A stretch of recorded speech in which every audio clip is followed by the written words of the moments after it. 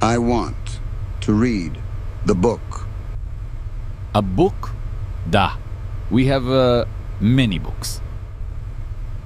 We have how you say, bestseller.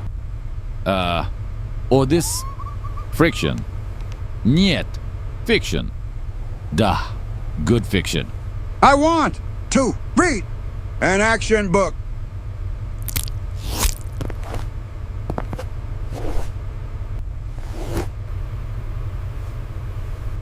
Action?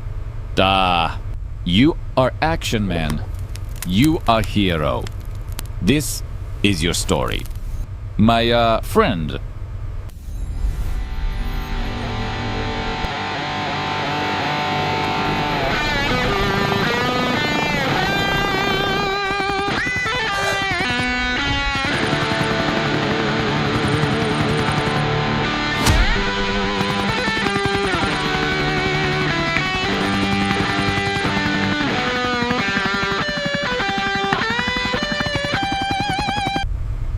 Friend.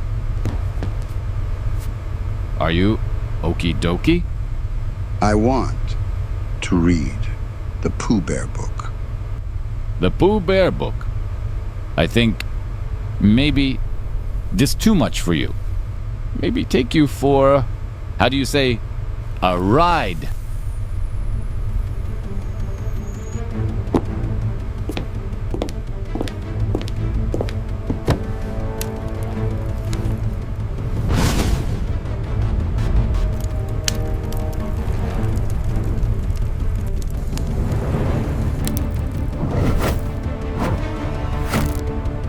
Winnie the Pooh. Now. Apocalypse. In the 100-acre wood. What the? It must be some kind of code.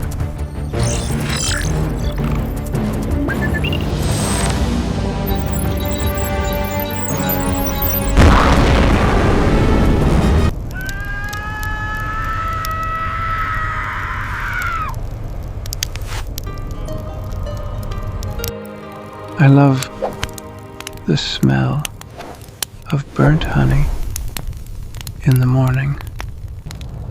The 100-acre wood had changed. Once a sunny place of picnics and passive-aggressive notes from Rabbit, it was now a jungle of madness, buzzing flies and philosophical monologues delivered from muddy creeks. Christopher Robin was gone. Some said he went to boarding school. Others whispered he'd joined the empire of the Heffalumps. Pooh Bear had been activated, not as a cuddly snack seeker.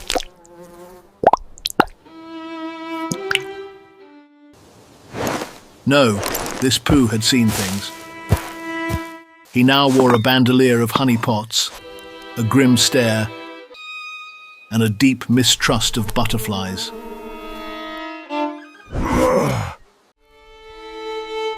He spoke rarely, and when he did, it was in cryptic mutters like, The more honey I eat, the less I remember why I started eating it.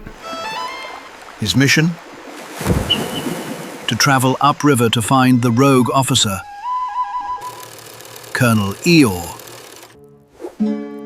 who had gone full rogue philosopher king somewhere beyond Rabbit's decimated cabbage patch. Eeyore was building a cult. The kind that paints things in blood and quotes Nietzsche to squirrels. Pooh assembled a crack team. Tigger, explosives expert, perpetually high on adrenaline and postmodern nihilism. Rabbit, logistics officer with a spreadsheet for every kill. Piglet, radio operator suffering from 100% internal screaming. They took Owl's military-grade balloon, dubbed the Hindon Hoot, and floated slowly toward madness. Along the way, they passed rivers glowing green with biohoney, woozles chanting at the moon, and Kanga teaching martial arts to orphans who had never seen sunlight. Pooh stared into the distance and whispered, This isn't about honey anymore. When they found Eeyore, and the light begins to fade. he was wearing a crown made of forest leaves and muttering to a circle of frightened woodland creatures. The burden of the briar and the leaf, a heavy crown of grief. I have transcended tail reattachment. Time is just a flat circle. Pooh stepped forward. The two locked eyes. You have lost your mind. No, I found it. Buried under Rabbit's compost heap of meaninglessness. What followed was not a battle. It was a slow, existential arm wrestle with dialogue. Da da da da. Boom rat tat boom da. Monologues were exchanged like gunfire. Rat tat boom. Memories relived. Honey weaponized. Finally, Pooh whispered the only thing that could end it. You were my friend. I still am. Just posthumously.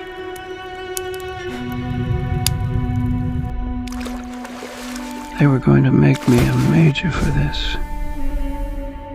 And I wasn't even in their army anymore.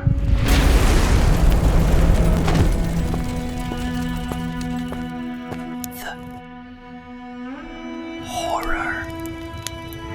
The horror.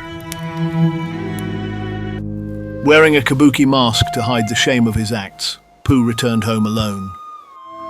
His comrades coped by losing themselves to metaphor, swallowed by the very story they tried to escape. He now teaches poetry at a small woodland college. His lectures are confusing, but his honey scones are phenomenal. Never get out of the burrow. Final words of Rabbit, now engraved on a suspiciously charred gardening tool.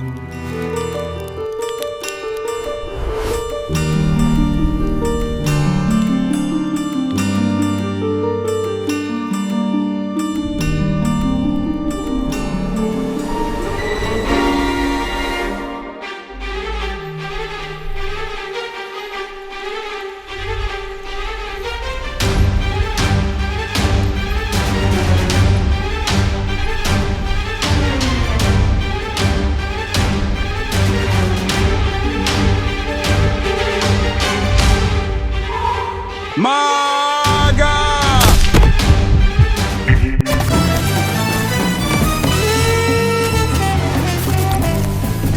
Luke, I am your father.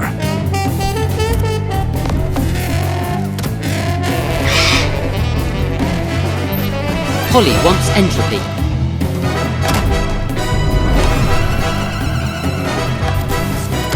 The Holy Chainsaw!